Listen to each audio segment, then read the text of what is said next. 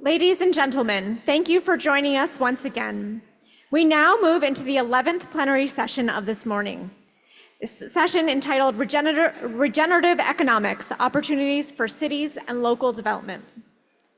Allow me to invite our panelists for this session onto the stage. Please welcome Dato Shahira Ahmed Bazari, Managing Director and Trustee, Yayasan Hasanah.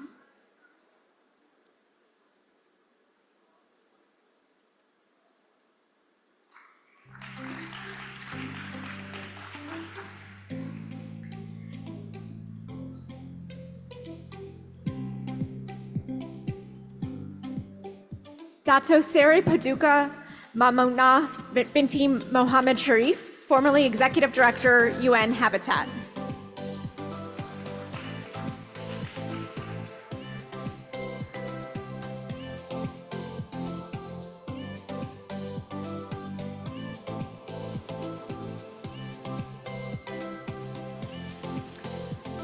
Ladies and gentlemen, one of our presenters, Ms. Kate Raworth, founder of Doughnut Economics Action Lab, will present a pre-recorded message. The moderator for this session is Mr. Hamdan Abdul Majeed. Mr. Majeed is a dynamic thought leader, investment banker, and venture builder dedicated to shaping urban policies, fostering civil society development, and advocating for impact investments. Armed with a degree in economics and management from the University of London, his career has spanned investment analysis, investment banking, and investment strategy at Hasanah National Berhad.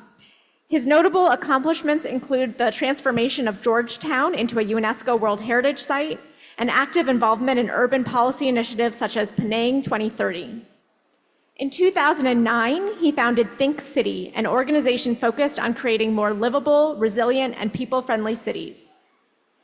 His visionary endeavors have earned international acclaim with accolades such as the Eisenhower Fellowship and the Creative Bureaucracy Festival Award, all while co-authoring this influential book, Cities, People, and the Economy, a study on positioning Penang in 2010. Recently, Hamdan was given a special citation by UN Habitat for his contributions to urban rejuvenation in Penang. Mr. Majeed, the session is yours. Thank you for a kind introduction. I think probably let me just introduce my fellow panelists here. I think we have two eminent persons who have joined us in person, while we have a recorded message from Kate Raworth who has promoted this concept of Doughnut economics. Dato Shahira is the Managing Director of Yayasan Hasanah. She has been the founder and founding director, and also have been a key thought leader to provide leadership to the role of philanthropy in development, and has become a pivotal institution that has been key to supporting a lot of the initiatives in regards to social development here in the country. Dato Sri Maimunah doesn't need any introduction. She has been Malaysia's highest ranking, what I would call person in the United Nations. As an Executive Director of UN Habitat, past Executive Director of UN Habitat, she has accomplished to ensure that the institution of UN Habitat has been reinvented. An institution that was in a quite deplorable condition that has now found a new purpose and meaning. She has moved on, and she is now has been appointed as a special envoy to the Malaysian government on sustainable cities. And more importantly, she's also the advisor to the COP presidency. So with that, kindly please welcome our fellow panelists to the session here. I think that the session today is focused on regenerative economics, opportunities for cities and local development. Ladies and gentlemen, obviously today, the reality is that we are confronted with the urgent need to address the pressing challenges facing cities worldwide. Rapid urbanization has reshaped our landscape, with proportion of the world population living in urban areas rising to close to about 60% in the coming decade. In fact, today it's actually at around 57%, and this projection is likely to only increase at a much faster pace in the coming years. This indicates the fact that that we as human civilization live in cities, and cities have become a very important part of how the future will be reshaped. Now, the reality that we live in is such that the way we have grown our economy, our prosperity and progress has been at the expense of eating into the boundaries of what is known as planetary health. This exponential growth has placed immense strain on resources and infrastructure, exacerbating issues such as pollution, congestion, inadequate housing, and a whole gamut of other issues that is affecting human civilization as a whole. We find ourselves at a critical juncture in economic history. For far too long, our societies have operated under conventional growth models that prioritize economic expansion at the expense of environmental degradation and social disparities. A report by the World Bank in 2020 indicated that the global GDP has more than doubled since 1990, yet carbon dioxide emissions have increased and continue to increase. In fact, it has come to the thresholds that is probably at the point of creating harm to human existence. The urgency of transitioning towards a regenerative economics as a viable alternative to promote inclusive prosperity and ecological balance cannot be overstated. Fortunately, there's reason for hope. Regenerative economics align closely with international frameworks of UN SDGs, as well as the Paris Agreement on Climate. Achieving these goals could unlock $12 trillion in market opportunities by 2030, while generating significant social and environmental benefits. Cities are key stakeholders and play a crucial role in advancing these global agendas and achieving sustainable development agenda. In embracing regenerative economics, we could catalyze transformative changes and reshape our urban landscape into resilient and thriving communities.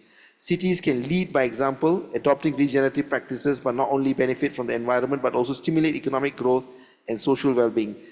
Now, in this context, I would like to take this opportunity to invite our first panelist who has recorded a video message to share the concept about Doughnut economics and how a regenerative approach to city thinking beyond sustainability is key towards the path that we need to chart to bring back planetary health to its balance. So with that, may I ask the organizers to play the video. Hello friends, I'm Kate Raworth, and I'm delighted to join you in this annual meeting for Planetary Health. In this session on regenerative design and economics for cities and local development. So I want to share with you what I have learned over the past few years about what it means to bring regenerative design into cities. So let's start with the goal of the Doughnut, a compass for human prosperity which seeks to ensure that every person can meet their essential needs to live well, but do so within the means of this delicately balanced living planet. It is, of course, profoundly aligned with the concept of planetary health. If we seek planetary health and life in the Doughnut, what kind of urban regenerative design do we need? We can learn a lot from regenerative thinking in the space of industry, how to move from degenerative through sustainable to regenerative. We need buildings and factories and places of work that don't emit pollution and don't simply go sustainable to doing zero harm, but actually reconnect with the living world and become part of the nature in which they're embedded. We need to move from the take, make, waste, linear industrial system through just closing material loops towards actually reintegrating plastics and materials that have been dispersed in nature, bringing them back into the control of supply chains. Moving from carbon-intensive products through just low-carbon products, all the way towards products and buildings that sequester carbon in their very timbers and materials. And moving from disconnected supply chains, which are often exploitative, past merely sustainable, towards distributive supply chains that create good local jobs and mean that cities and their regeneration creates employment for small and medium enterprises locally. So how can the ideas from this be taken into practice in regenerative urban design? If we're going to move towards regenerative cities, we need to make cities be as generous, ecologically generous as the nearby nature, for the sake of human well-being and for the sake of resilience and planetary health. Here's a 10-lane highway in the city of Seoul in South Korea. Within a decade, it was turned into a river park. You can imagine how that transforms the neighborhood. Kinli in China is a sponge city because it's prone to flooding. So instead of trying to block out the water, they have enabled the water to come up close to the city in this flood parkland, that's sometimes a parkland, sometimes flooded. In Medellin, Colombia, The rivers used to be treated as a backwater sewer and industrial waste chain. They have now been opened up, bringing life, bringing community and health back to the river that runs through it. And this community space in Yangon was turned from a trash alley to a beautiful place for neighborhood, for connection, so bringing nature but also regenerating community in that locality. So bringing nature back into cities, but also mobility.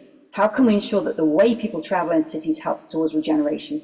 Prioritizing active travel and public transit is a major pattern that's being regenerated around the world, from cycling, whether it's in Addis Ababa in Ethiopia or in Paris, France, dedicated bus lanes, as we can see here in Curitiba, Brazil, so that traveling by bus is affordable, it's cheap, it's fast.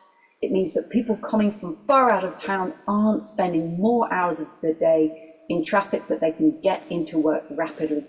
Or trams, as seen here in Melbourne, Australia. How can we make active travel and public transit the way that people choose to get around? It's key to a regenerative and healthy city. Let's move to buildings. Here's 5 things I've learned about regenerating buildings. First, the best buildings are ones that already exist. They are packed full of energy and materials that have already been put into that construction. How can we start with a mindset of retrofit, refurbish, and reinvent, and use cultural creativity to reinvent a building from its old use to a new one? The waste from one building is food for the next. What we can see here is a building in Portland, Oregon that is being deconstructed instead of knocked down. Every timber, every tile will be reused. The pipes from old buildings are stored and reused. In the bottom right-hand corner, this is the district in the city of Amsterdam, where every building that's been put up is made of circular regenerative materials that have been used again and can be used again. The design of buildings themselves is moving away from cementing and gluing towards bolt, clip and open, which is modular design. This building in the city of Amsterdam not only is a beautiful place to be, but everything has been clipped, bolted and screwed together so that it could be unclipped, unbolted and used again. Building with nature's local materials, whether it's bamboo or clay, whether it's hay or mycelium, using nature's locally available materials for locally relevant architecture in places around the world. And finally, but critically, this high-touch, human-intensive relationship to restoring and refurbishing buildings creates new businesses that store old parts for reuse, creates good new jobs locally, so that it's enriching both to the fabric of the city, but also to the fabric of the community. I hope these ideas from regenerative cities around the world are inspiration for you, for what you make happen in your own localities, because I know these will in turn inspire others worldwide. I hope you have wonderful discussions. Hello. Thank you. So we have heard that what you call the need now to shift, while we have lived through what you call the last 200 years, a lot of what we have seen has been degenerative. While we have seen human progress, it has been at the expense of environmental degradation. And the conversation about sustainability has been going over the last 5 decades. And we are slowly inching in terms of progress, while there's been fresh thinking about saying that the need to move beyond sustainability towards a regenerative approach. Now, I think as UN Habitat, Dato Sri, one of the key things that came out of the Habitat 3 conference was the way it states the city we need is a regenerative city. Now, I'm sure that in your own experience being at the local level and being in the global policy arena, to what extent have you seen the desire to shift and the action that is happening?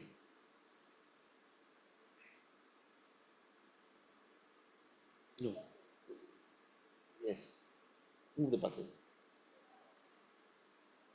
Thank you so much, Chair Hamdan. A very good morning, Excellencies and colleagues and friends. Thank you for having me here. I just came back from Nairobi last month. I was heading the UN Habitat for the past 6 years, and I have the experience for 7 years as a mayor of Penang city in the north of Kuala Lumpur, and I've been an urban planner, and I came from a rural. I came from my village this morning, and I have to drive 1.5 hours to reach Sunway University. And thank you. And the question given by Hamdan, I think let me refresh. Maybe we already known the facts because I've seen the theme, facts to reality. Let us refresh that cities are here to stay. Do you agree with me?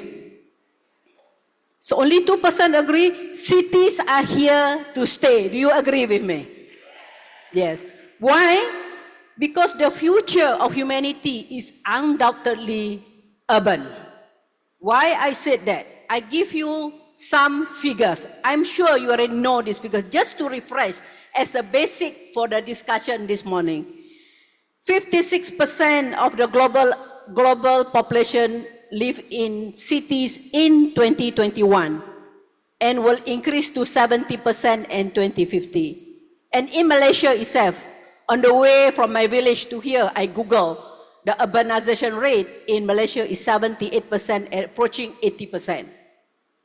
And at the same time, the global population, and at the same time in Asia, in where we are now, in Asia, 2.3 billion people live in cities. At the same time, this represents 54% of the world population. Let me go to the next one. I'm done before I answer your question. Income and poverty.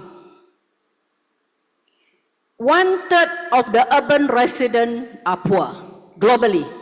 1/3 of urban population are poor. Because you were asking me to what extent there is a transformation and shift in cities. Because 1/3 of the global population are poor.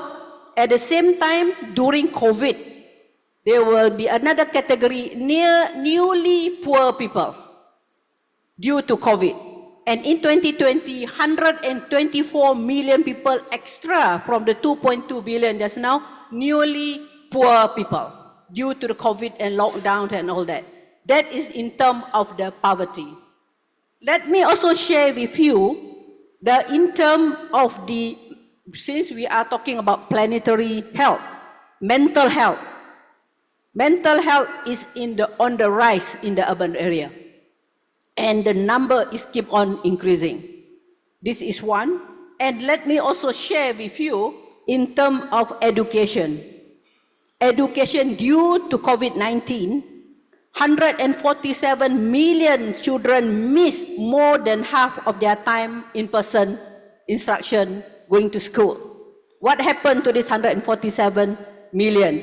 At the end of the day, they will be part of the 70% who are staying in the cities. I would like you to think about that, whether we have any future for them. At the same time, digitalization. The digital divide. Half of the world population is still offline.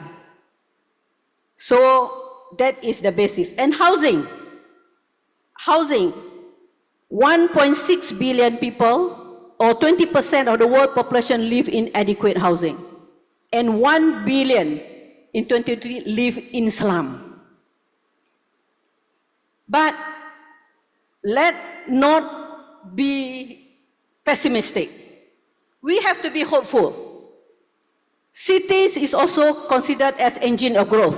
Do you agree with me? We learn economics. Cities is engine of growth.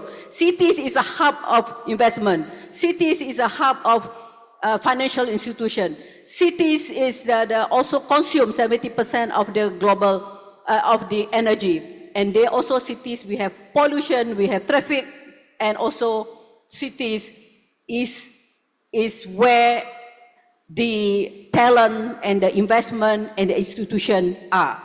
So there is hope. But how? I think this how is where we need to be inclusive. We used to say the mantra, leave no one behind, leave no space behind. Are we doing that? And we have to look at the capacity of the local government. I'm very happy to see that opportunities for cities and local development. Are we strengthening our people at the local level? When COVID, who are the frontliner? It's local government.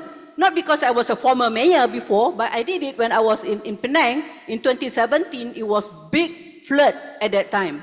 Who are the first one? We are the one who went to the ground. So are we strengthening? So I will discuss later in my second how.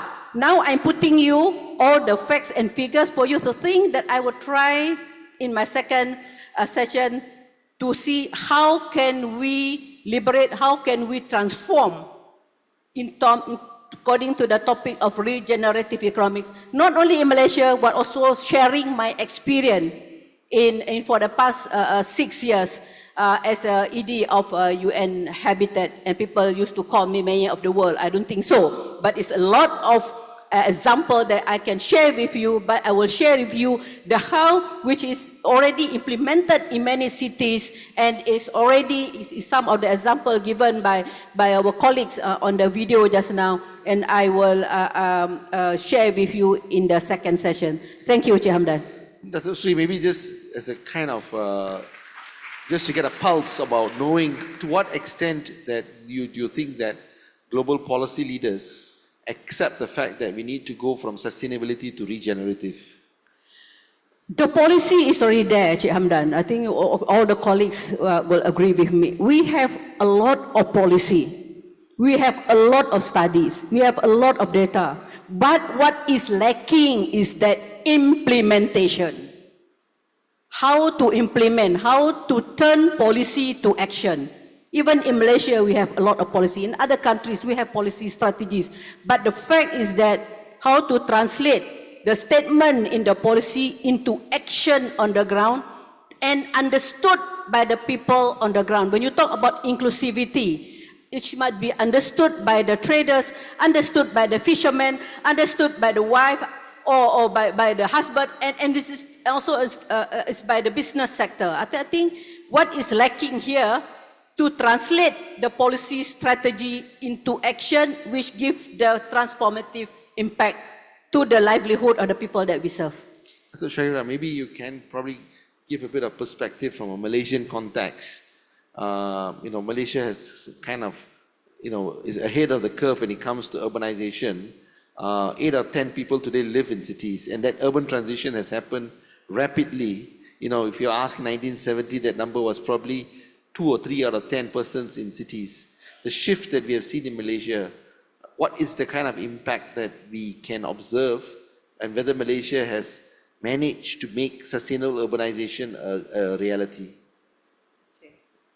Thank you, Hamdan, for that question, and a very good morning, morning to everyone, and thank you for inviting me on this panel, and congratulations to the Sunway Planetary Health for organizing such an amazing, very diverse crowd in the audience. Hamdan, before I answer your question, maybe, I just wanted to share that while I was driving here this morning, thinking about regenerative economy, the image of my grandmother, my late grandmother, actually came to mind because suddenly I recall how actually she was living a regenerative lifestyle in those days. I don't know whether it was frugal innovation or economic considerations, but it was quite evident that she was living a philosophy and a value of life where you don't take more than what you need.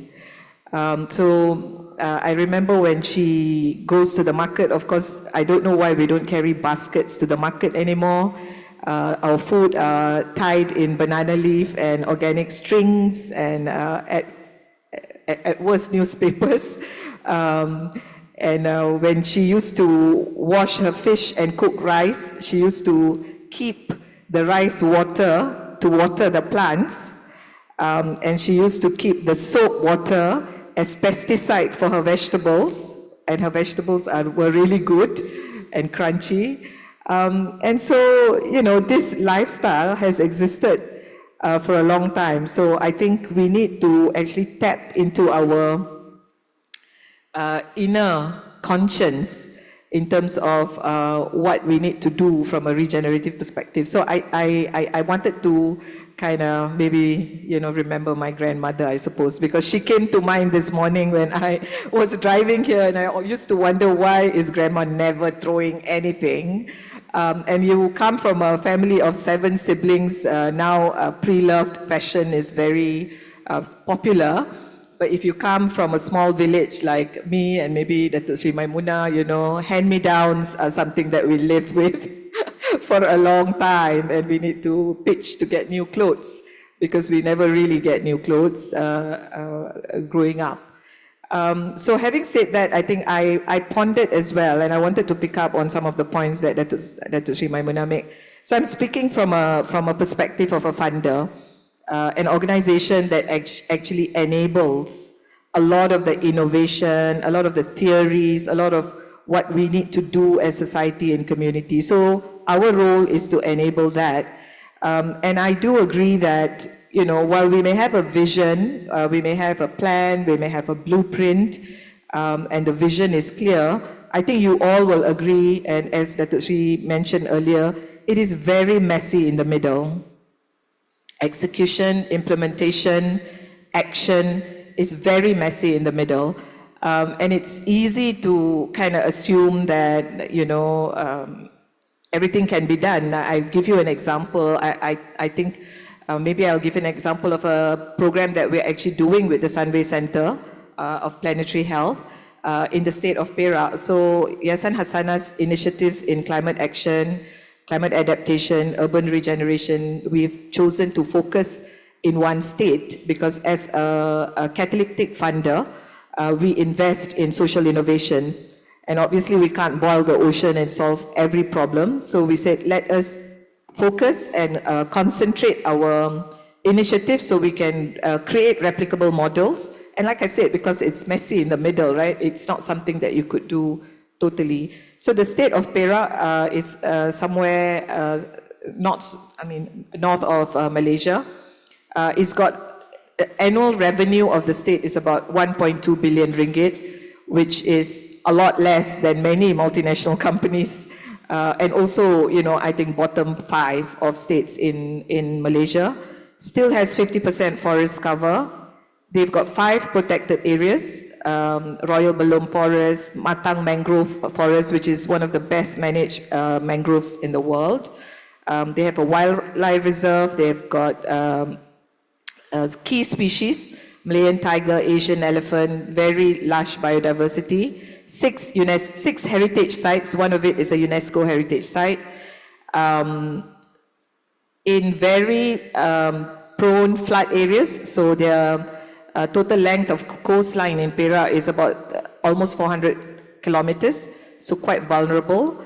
And the temperature rise, we did a recent geospatial study, indicated a 6.75 degrees of temperature rise in the land surface temperature of Ipoh city over the span of 21 years. So obviously, like that, you would find many challenges in the cities. So the program that we're actually doing with Sunway Planetary Health is actually together with Kate and Yayasan Hasanah and the city of Perak, the Majlis Bandaraya Ipoh, which is the municipal council for Ipoh, where we are building the capacity of 30 municipal offices on Doughnut economy and working together with the Perak Sustainable Development Plan. So we may have a very big, ambitious vision, but actually when we start, it is so fundamentally basic around understanding, buy-in, getting the community together, and then you get the buy-in, then you build capacity. It's a long game. And the 6 specific projects that I was quite interested when I look at it, that Sunway together with the ministry, together with the state will do is really around agro-tourism potential in the state of Perak, installation of 3 shades in public spaces in terms of its cost effectiveness, reduction of carbon emissions, and influence on community well-being, installation of solar panels in some of the key government buildings, the UTCs specifically, building of bicycle lanes around the city center, implementation of urban farming in 2 locations in Perak, and the implementation of flood mitigation and disaster risk reduction and innovation programs around the vulnerable coastlines and rivers around Perak. So those were the 6 projects that we started to do. When I just got an update from my team driving here, they said, boss, some challenges with the 6. Maybe we might need to change some of these programs, right? So I think as a funder, we need to be very flexible. So when you want to do something that's innovative, things will change in the middle, and there will be some challenges. And this is the program that we're doing that we are very hopeful. We're starting with a baseline research and capacity development, and we're hoping that by the end of the project, at least 2 or 3 of the 6 that I've just called out earlier will get implemented in the state of Perak.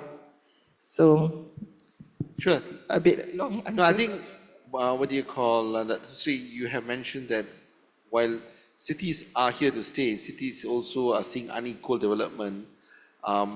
What gives hope in terms of the fact that we are shifting towards sustainability and regenerative approaches? Are there examples that you'll be able to share?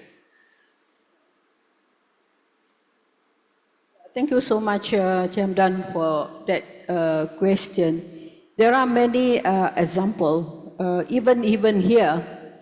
How many of the participants here in front of me are doing recycling? Put up your hand. Wow, that's great.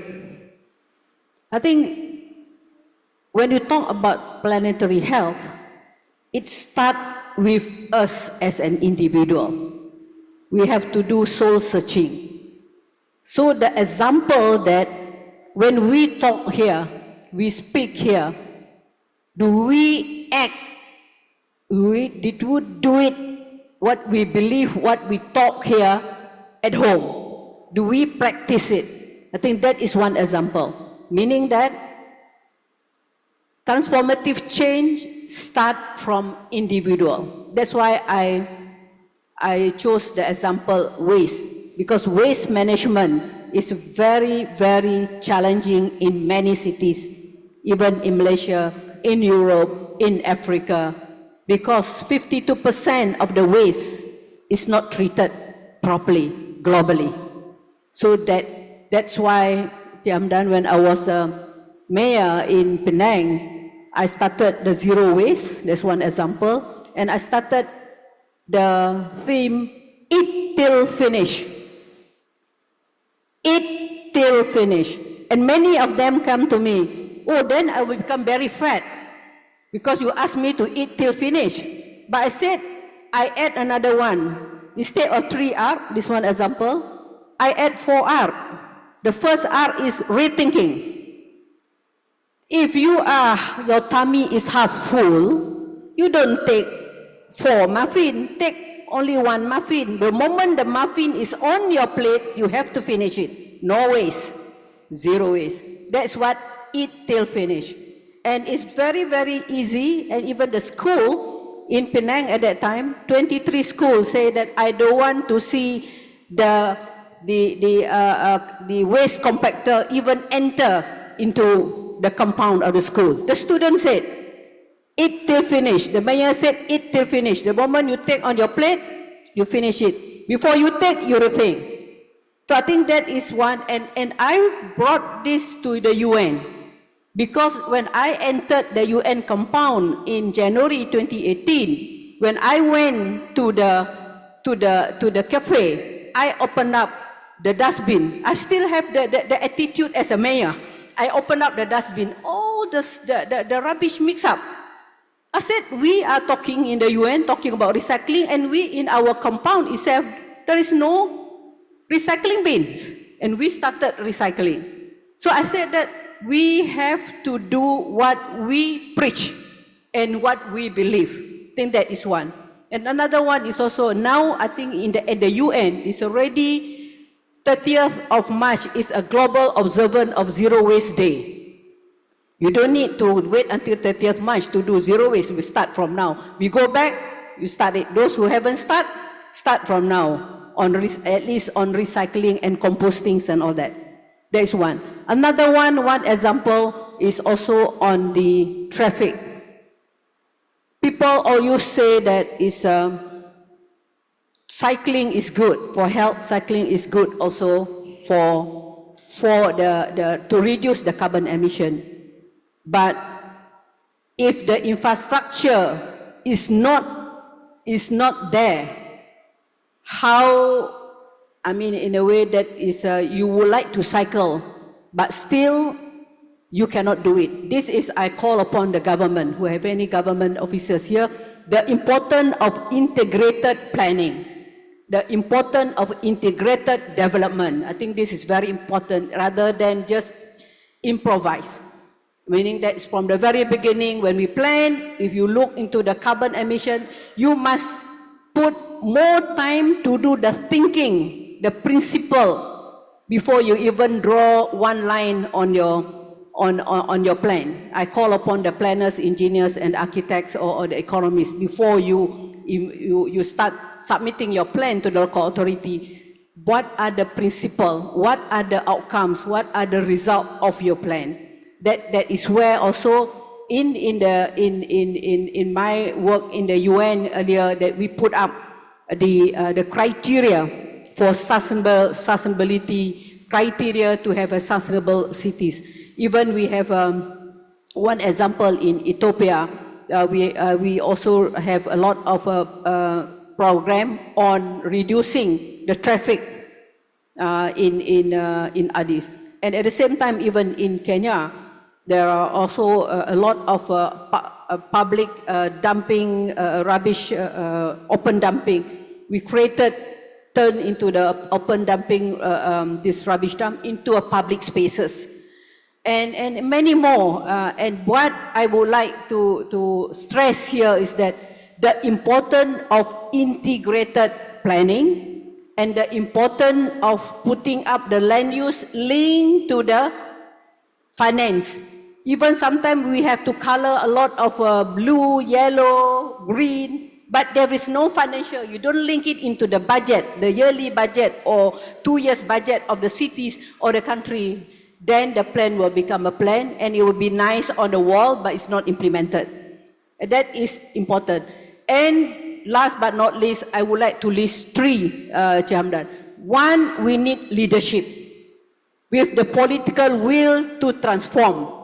Leadership is very important. Sometimes leaders, you make a decision, not many people like it at the moment, but later on say, oh yeah, she made a right decision. Second is governance. Governance is very important here. Third is capacity, the experts, and of course the fourth is on the finance. Thank you.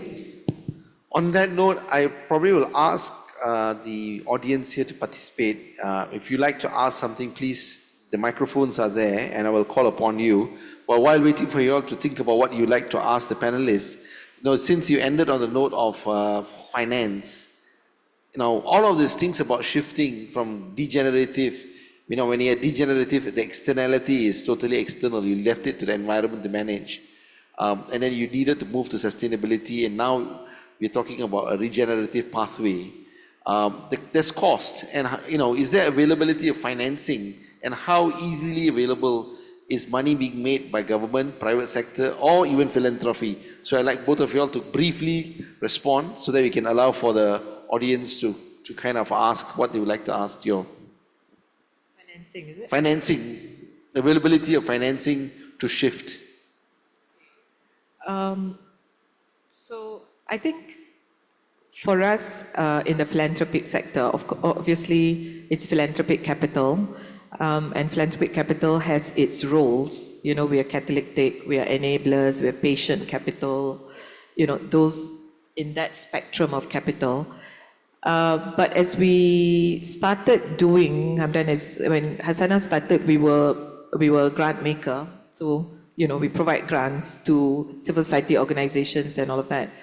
But as things becomes a lot more complex and urgent, and where philanthropy and the social development sector is now intersecting in a much more meaningful way with businesses and operations, we can actually tap onto these collective resources. So one of the things that Hasanah has started to do is, you've heard these words in the sector, is connecting the dots and forming collaborations and networks. So we tend to pull the different actors together because we all recognize that not one organization can solve any of these huge social problems, whether it's education inequity, whether it's job employment for youth, whether mental health issues and all of these climate issues. So actually, innovative social financing doesn't have to be complex. It can actually be quite simple. Different types of capital have got different objectives. So if you work with philanthropic capital, they want social impact outcomes. If you work with early stage investors, they want certain level of return on investments, maybe below 10%, maybe. But so if we understand the objectives of those capital and everybody is transparent about that, we can actually pull together multiple actors in enabling, to solve huge problems. I think, Hamdan, I think you look at creative economy, we're looking at urban climate adaptation and resilience. These all cost money. And in the past, the model, especially also in Malaysia, is that we've always been working in silos. Each entity is doing their work, but all of these entities have common objective, but no one is sitting in the same room talking to each other to say, hey, we all have the same objective, why can't we pool our resources, divide and conquer, as they say, right? So, so I think I've always maintained, yes, capital is important and we need to raise more, but actually I think if we improve our efficiencies today, that number, I don't know what that number is now for SDG, it's a few trillion dollars or whatever, but honestly, I think if we look at driving efficiencies, collaboration and connection, that number can actually significantly reduce. The challenge is always in implementation and execution. Maybe I'll ask the audience if there's anything that you'd like to ask the panelists, this is your time to react. I see a hand there. And there's one here. Maybe can you come to the microphone so it's easier for the organizers? Okay, and if you're speaking, please introduce yourself and make your question short so that we can get the panelists to respond back. My name is Jin Zhang. I come from China. But just before I came back to China last year, I worked in Japan with my colleague in more than 30 years. My question, very simple, but I need to give some additional comments on how to understand my question. My question is about how to realize massive transformation of a city, okay, to meet, for example, Planetary Health goals, whatever. Why I say this one? Because these days we have so many approaches, bottom approaches, very important, grassroots movements, campaigns, very important, very less crucial.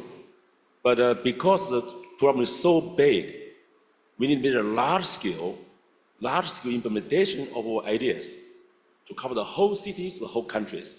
Right? Coming to this Malaysia, my second time, this time I will have two very good examples for you. One is Sunway City.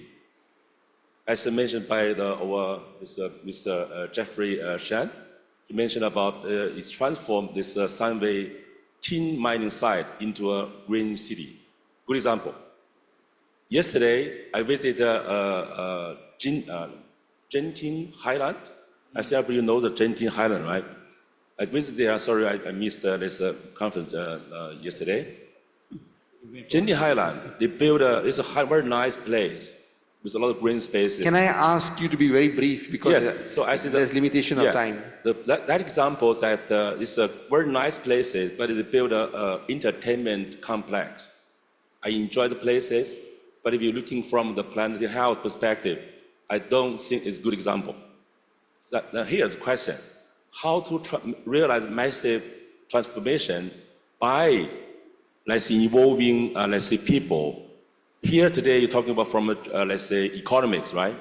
My question, from economic perspective, or panelists, I'm asked question, how you say, what kind of economic development mechanism to allow firms, individuals, organizations to join together to, let's say, realize this goal, common goal, based on some actual large-scale action, not small-scale one.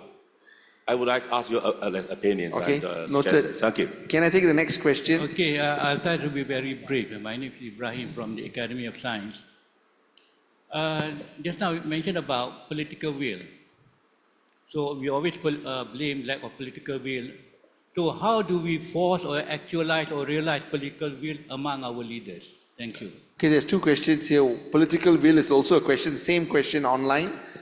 How do you get political will, meaning that how do you get politicians and political will on board? The second one is that how do you bring systemic change, massive change, and how do you mobilize whole of society approach? Those are the two questions. Any of you would like to respond? Oh my God. Hi. Keep your response brief. Is there a place for one more question? One more question. Just... One more question. Yes. No, let's finish it. Get the response first. Yeah. Who's the first one to take that?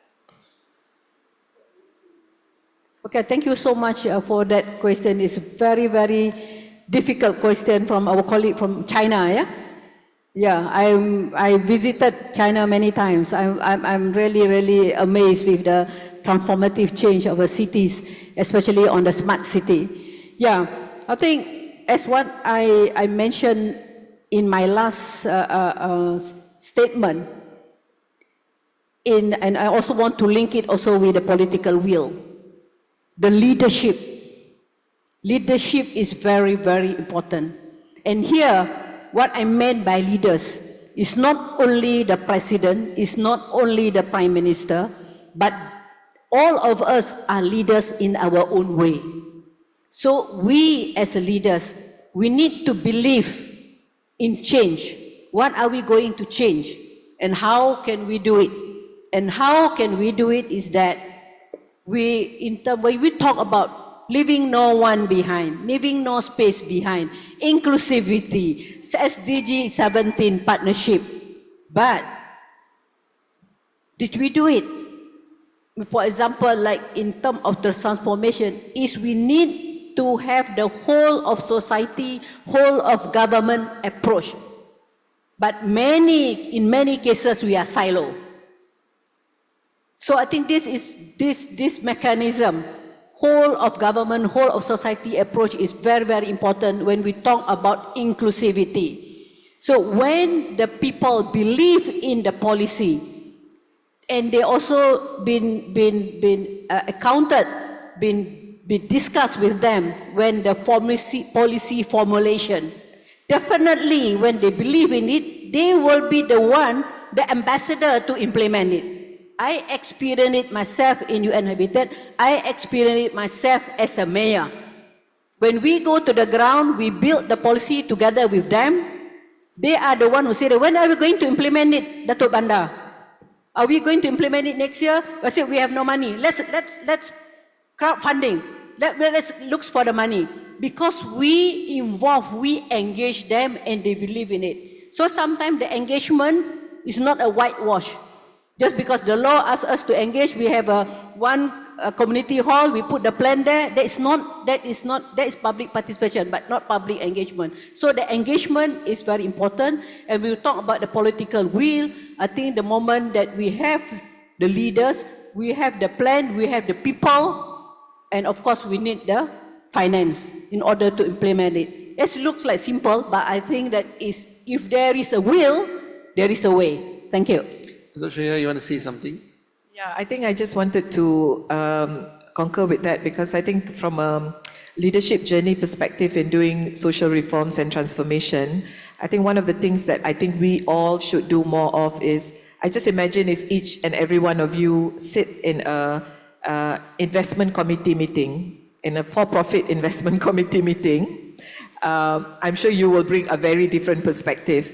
So we all tend to group, we're preaching to the converted here, right? But if each one of us break up and go to a different forum, and say what we need to say. I think that's something that I have found to be useful, because sometimes I am the sore thumb in some of these meetings.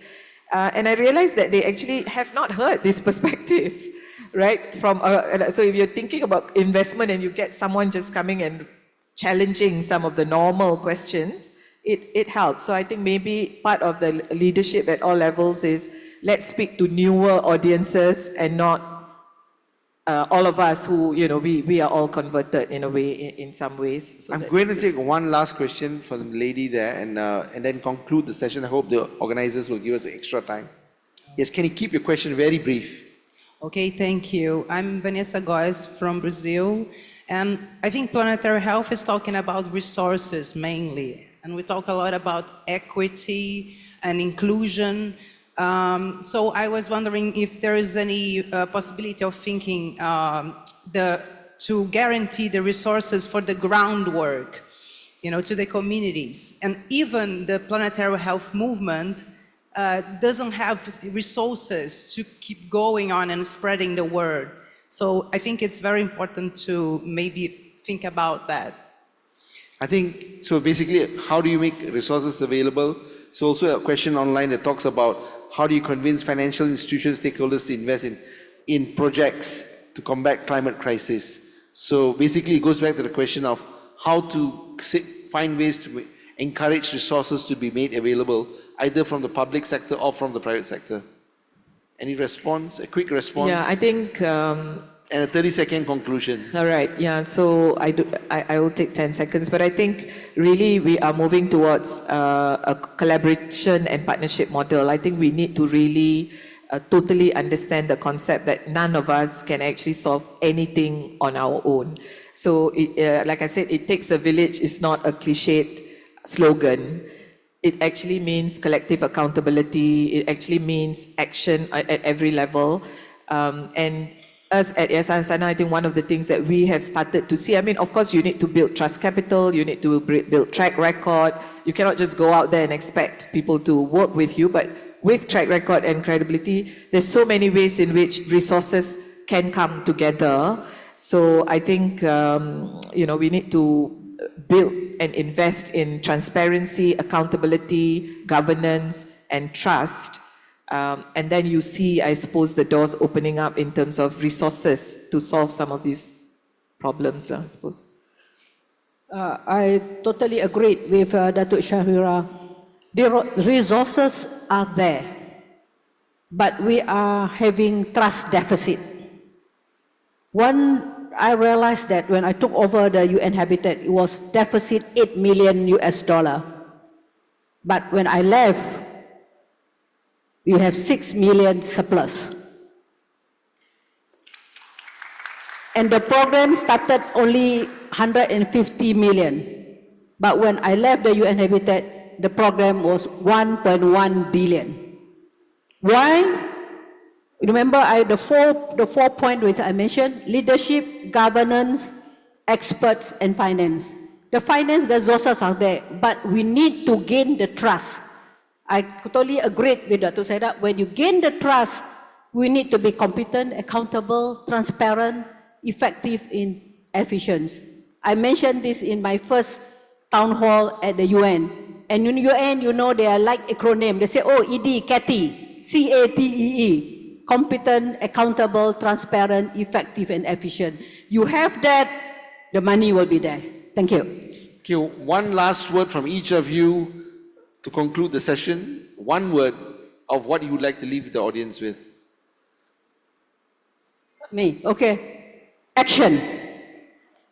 And from now, this moment, the moment you walk out from the door, the first point is action, but I just want to explain. The moment you walk out from the door, what are the first action that you want to do as an individual, as an organization on planetary health, and also on the urban regenerative? Action. Act now. Thank you. So Shahira? Well, I got a million words, but I think what One we word. lack is accountability.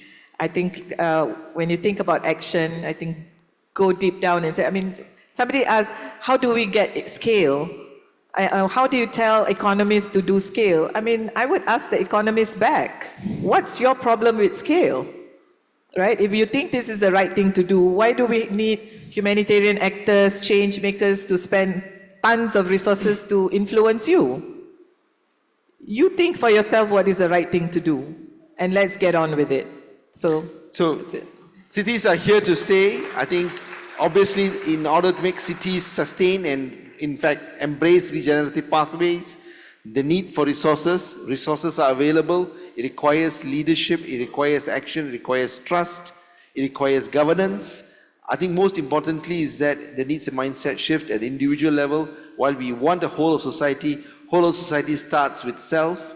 And how is it that we are going to move from action, accountability, and eventually realizing what we all want, a much more sustained and an environment where we could all live in. With that, I conclude the session and thank the organizers for hosting us. Thank you very much.